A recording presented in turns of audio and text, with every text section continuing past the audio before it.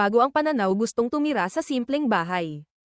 Isa sa mga pinakakilalang personalidad sa industriya ng showbiz sa Pilipinas, si Vice Ganda, ay muling naging bukas sa kanyang personal na buhay nang aminin niyang mas gusto na niyang manirahan ngayon sa isang mas maliit at simple lang na tahanan. Sa isang panayam kasama si MJ Felipe para sa programang RUG ng TFC. Ibinahagi ng Unkabogable star at 8th Edis box office hero na unti-unti na niyang binabago ang kanyang pananaw sa buhay at kagustuhan pagdating sa tahanan. Bagamat kilala si Vice sa kanyang engranding pamumuhay, kabilang ang kanyang napakalaking bahay na dati itinuturing niyang katuparan ng kanyang mga pangarap. Mas pinipili na raw niyang iwan ang marangyang lifestyle at yakapin ang mas praktikal na paraan ng pamumuhay.